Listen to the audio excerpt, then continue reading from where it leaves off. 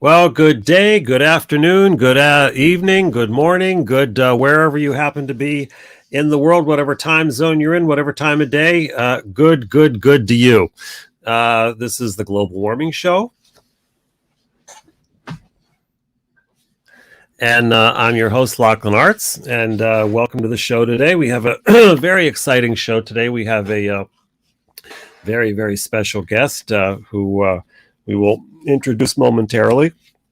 His name is Leo Chan. He's a real entrepreneur. He's a ex-financier and then became a model and then started blogging on fashion and commenting on fashion and writing on fashion. And then that actually then he went into his own clothing line, which is called Levitate Style. And so very, very exciting. And we're looking forward to that very much. So a little bit about the Global Warming Show. The Global Warming Show is a show that's done in partnership with 2030 or Bust. And 2030 or Bust is a campaign, but it's really a conversation. And it's a conversation for a contextual shift in humanity. That's right. You know, big words, right? But it really is. And so we're using the climate crisis. It's now being called the climate emergency. It's kind of gone to different iterations. It went from global warming, climate change, climate crisis, which I think we had something to do with that term climate crisis. And we like climate crisis because the Chinese symbol for crisis means opportunity. So we like that word, and now it's becoming popular as the climate emergency. But regardless of what you look, you know, a rose is a rose is a rose, right? You could call it a refrigerator. You know, it's still what it is what it is in terms of what's actually happening out there in the world. So anyway, we're really on a mission to wake people up to the kind of trance that we live in. And most people are not walking around saying, boy, get me out of this trance. But that's kind of the nature of a trance, is you don't know you're in it. You know, and there was a time in life when people related to the world that it was flat. And when they saw a ship go out on the horizon and that ship disappeared, well, if you had relatives on that ship, you'd get real upset and have a funeral. And because what that meant was the ship had fallen off the earth. And it wasn't that people thought that was kind of their opinion. That was just the way that it was. And so there's that kind of the way that it was in the matter of climate change, that people are related to, like when the earth was flat, that kind of relationship. And the kind of the couple fundamental ones that we're dealing with is that there's only so much you can do, that as an individual you're really limited and fundamentally powerless in the face of the climate crisis, because it's just so massive, so big, so complex. And that's a myth. It's not that one person can end it, of course, but as a collective in humanity, we actually can make a dramatic impact. And then the second myth that we're out to bust, and this is a much more, this is a pretty slippery one, is that the myth that you and I are inherently separate, and that what I do doesn't really affect you, and what you do doesn't really affect me, and what we all do doesn't really affect the earth. So those are the two myths that we're really out to bust, and we like to do it in a way that's entertaining, engaging, sexy, even pop culture. And so that really brings us to our show today, because we're dealing in the world of fashion. And excuse me. And Leo Chan, who is our guest today, is a champion in the world of fashion. All right, and I'll let him tell you about it. He'll tell you a heck of a lot better than I will. But without further ado, let's welcome Leo Chan. Hey, how are you? Hey, Leo, how are you doing? I'm doing great. Great. Thank you very much for being here. Thank you so much for being here. Oh yeah, of course. Well, welcome to the Global Warming Show. Exactly, where we say we're frying, we're dying, but that don't mean we're crying, because it's the Global Warming Show. All right. So, it was wonderful to find out all about you and hear about you and, research about you and just, your whole, journey from being a financier, and then you were a model, and then, expert on fashion. Now you have your own line, right? Yeah, that's something new that we started last year during the pandemic, actually. Wow. Well, isn't that something? So it's called Levitate Style? It's Levitate Collection. Levitate Collection. Okay, good. Now, where did you get the name Levitate? So that's actually started. That was like the original blog name first for the website, for the Instagram page. Uh-huh. And initially, the inspiration was, well, my first name is Leo, so I was trying to find like a name that's also starting with L. Uh-huh. Okay. And I was thinking about something that was unique, because back then, fashion blogs, a lot of the blog names were like men's fashion this, men's fashion that. And I wanted something that was like, when you say it, you can associate it with me. So from the beginning, it was like a personal branding strategy. Wow. And so we came up with Levitate Style because Levitate also, that was like some of the photography that we love doing, just like this kind of jumping photo. It looked like we're levitating. Yes. So I figured, okay, that's a cool like photography pose I can do everywhere around the world. Yes. Yeah, so that was kind of like the creative process behind it. And then another thing with the name was that at first people are not used to pronouncing the word levitate, because it's not a word you say every day. That's right. And it kind of just reminds me of when people say, when you think of Beyonce and Oprah, when it's kind of harder to pronounce, then people definitely remember it and remember you. Oh, I see. So those are some of the reasons since the beginning. That's how we kind of came up with the name. Cool. That's really cool. That's very, very cool. Very, very cool. So what is it that what would you say is distinct in terms of your aesthetic, in terms of your fashion, kind of your fashion sense, or your eye, or kind of, for example, like one of the things that I loved was the hoodie with the suit jacket. Oh yeah. Oh, I thought that was so cool, right? So, but anyway, I want to just kind of hear from you. What's your kind of distinct aesthetic? Yeah. Well, let's see. I just think because I've always been a fan of all kinds of fashion. I love different styles. So growing up in New York City as an immigrant, I got into street style first. So a lot of it's like sneakers and streetwear. Yes. I was really inspired by a lot of like the NBA athletes, what they were wearing. And then I went to school for accounting, so it's a little bit different. I had to learn how to wear a suit properly, how to dress properly, how to present myself, building my self-confidence for interviews, for the workforce, for office setting, right?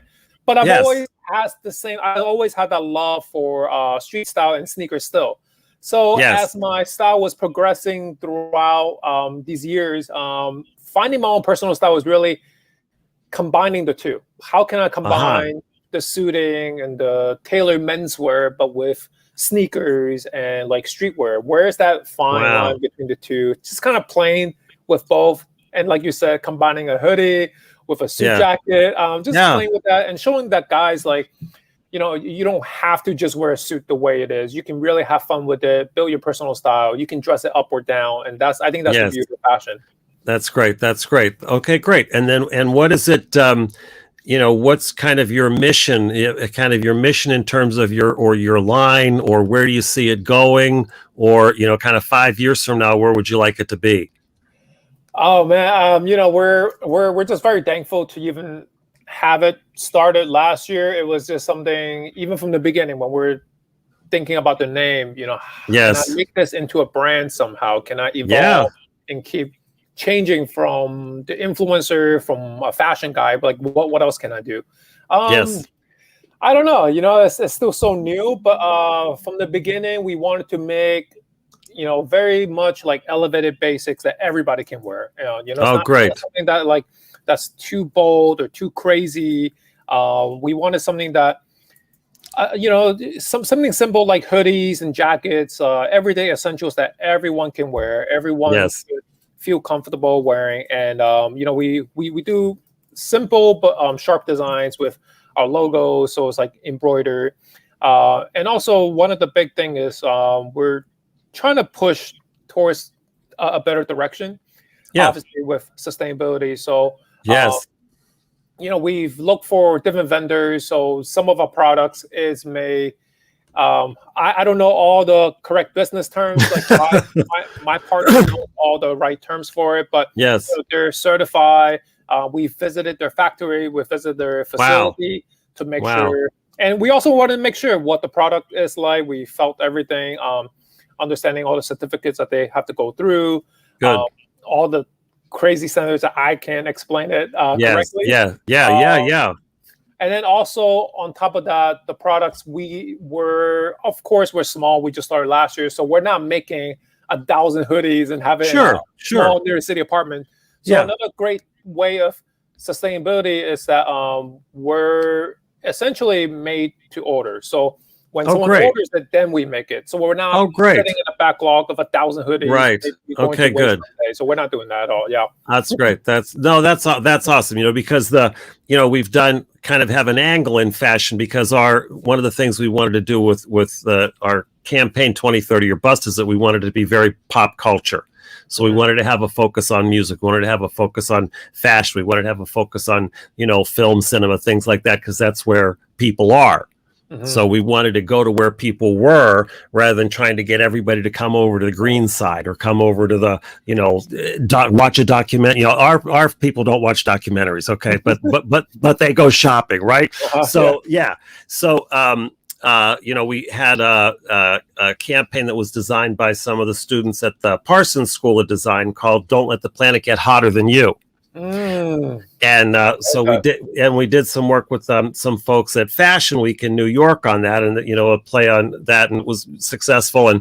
But we heard from the people that we were got to meet in the fashion industry that it's one of the most wasteful industries. I mean, just in terms of their, not about you, okay, but just kind of as an industry at the whole, right? So that's why, anytime we have the opportunity to be with, someone such as you, who's an insider, we're very interested in what your take is on it or what you are doing. And it sounds like, you're doing all the right kind of stuff, right? In terms of where it's manufactured, how it's manufactured, the textures, the fabrics, all that kind of, as eco-friendly as possible, right? Yeah. Just try and do just try and do what we can. In terms of the brand side. But I also noticed what you're saying about like the fast fashion brand. I think from the years as a fashion guy first, for the years, I understand like the younger crowd, their budget, their money spending is limited to some of the fast fashion brand. I think over the years, I kind of keep going over the fact that, yes, I understand that you have to shop at like H&M or Zara. Let's get a lot of wear out of it at least. Like let's wear this. Exactly. So it's not a one-time, that is so great. One event thing, and you toss it or you donate it. But like, let's make sure we're buying it, buying the right piece in the first place. Yes. And then let's make sure we wear the heck out of it. Like we make sure you definitely like get a lot of wear out of it. And look, stuff like that. See, I just love that kind of like wear the heck out of it, right? We'll take that and run with it. And that's like a very, very simple message for people that, gets them into the conversation, because, we're in a 10-year window, right? Between now and 2030 really is kind of like, this is our window in terms of the climate. And we're not on track for where we need to be. And most people just don't have one kind of the raw data in terms of what it is, because it just seems so big and so overwhelming in this climate thing. And I thought the UN was handling it. And what about the government? And thank God Trump's gone. Now it's going to be okay. And, all of which is, wonderful, but we're still not on track, right? So our focus really is the power of the individual in terms of their daily choices and actions, that as a global collective, we can make a huge impact in terms of bridging the gap. And so fashion, given that it touches everybody. I mean, even if you don't consider yourself a fashion person, you're wearing clothes. Okay. So, so yeah, well, yes, other than the nudists or whatever it is like that. I mean, it's just, you're part of it. Okay. Yeah. And so, the influence that you have is enormous. Enormous. I mean, just the kind of simple messaging like that, like wear the heck out of it, don't throw it out, or instead of throwing it out, take it to a recycling, but there's just so many messages that someone like you that has your position, your stature, your kind of following, can make a huge difference. Cause it's like, we say you have followers, right? You have an audience, and if they don't hear the difference that they can make from you, there's a good chance they'll never hear it. Oh, for sure. And I also think, like, obviously it's such a big topic. Yeah. And when you look at the amount of change we really need to get to where we need to be, it's a lot. Yeah. But like when you do these little practical steps. That's right. Number one is a quick mindset change. Yes. And when you make it very easy and digestible and practical. Yes. Where we're not, I mean, like for me at least, like when I talk to my audience, when I talk about fashion especially, I'm not trying to say, hey, everybody, like, get rid of all your stuff, only buy this. That's right. Like, that's right. These little practical changes, and then they're understanding it a little bit better, and they understand how the clothing industry works, or why it matters that you wear a lot out of it. And also another big thing in terms of fashion that I tell people all the time too, I encourage people all the time to go to secondhand stores, to go to thrift stores. Just because the way I understand this, like, just kind of extending the life. Yeah, absolutely. Yes. And also I personally love a good bargain. If you can find no kidding a designer brand that's very well made. Yes. And it's kind of win-win, someone with small budget, they can find a designer brand for the cheap. And chances are that's been around since, I don't know, like the 90s, 80s, whatever it is, like vintage pieces. So that's right. That just goes to show that these well-made pieces can last such a long time. Absolutely. And especially now with the trend, we got these coming back. So it's perfect. Like, everyone should just go and find whatever they like. But I always encourage it, because I personally do that every week. I go out and try to find some cool pieces. And it's cool. Like, because when people are like, oh, how did you find this? Or, oh, isn't this so expensive? Like, no, actually, I found it for like $50. Like, you can do it too. Yeah, you go absolutely. And do it. Yes. Yeah, that's great. That's great. Now, do you have the 2030 or Bust app? Oh, no, not yet. That's oh my gosh! Oh my gosh! It's right. You can get it from the Apple Store, or if you've got an Android, you get it on the Google Store. Do you have your phone there? Yeah. So you just go to 2030 or Bust. There's a space between 2030 space or space bust, and it's got the app right there. And then you download it.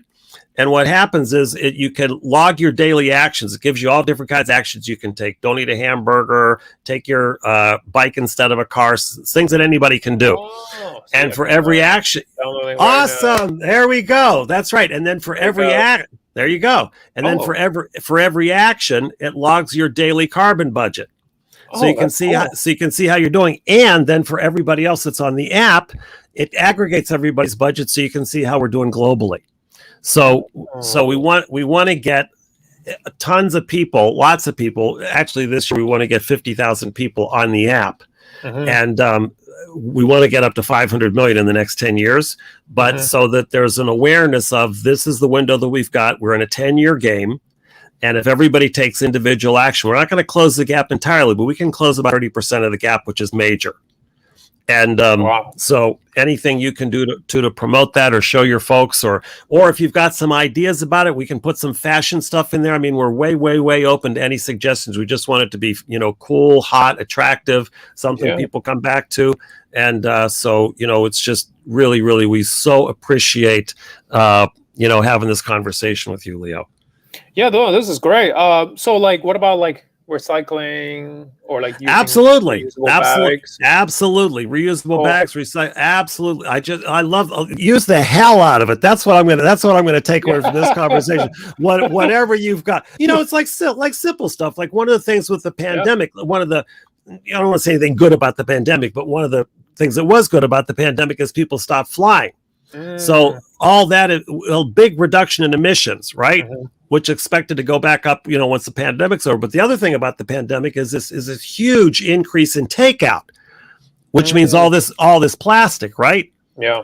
So it's simple stuff like when I go to get takeout, I take my own containers, right? And it's just simple stuff like that, the reusable things that people think about that. But, like people don't realize that only 9% of the plastic in the world gets recycled, including what you're putting in recycling bins. Wow. Yeah. Right. Just like simple facts like that, like you said, just an awareness. Then all of a sudden it's like, whoa, I didn't know that. Right. So then every day it's like, well, I'm not going to buy that plastic bottle. And that's a contribution that I'm making, not something that I'm sacrificing or, Yeah, that's for sure. And I think like that's the most important thing about changes like this is that you have to be the change you want to see. Like it really starts with yourself. Because then say like my brother and my friend, like my small circle in person. They see that and they don't understand it because like when you hear someone talking about online, it's one thing, but you see someone and you trust who's in your friend circle and they do it daily, like or you're gonna actively say, hey, recycle this, hey, just bring a bag with you. That's right. That's right. Absolutely. No, that's awesome. That's awesome. So anything you want to let us know about, or anything coming up, or something that you want to make sure that we find out about, it you want to promote in terms of your line or your modeling or anything? Yeah, sure. I mean, that'd be great. We're just hit 1 year with the Levitate collection. It's something that we started literally this time last year during the pandemic at home. Wow. Yeah. It was something that we've always wanted to do, but we didn't want to let it stop us just because we're at home. So that's right. Now it's been a year and we're launching like newer products, other sweaters. We're constantly hold it up higher. We couldn't see it. This is one of them. Awesome. And I love the script underneath. Was that somebody's actual handwriting? No, I wish my handwriting was this. Oh, it's so beautiful. Well, that's all right. That's okay. No problem. But I love this. I love the script underneath the block letters. That's great. Now, what's the website, or where do people go to see your line? Yeah, it's levitate-collection.com. Levitate-collection.com. Okay, great.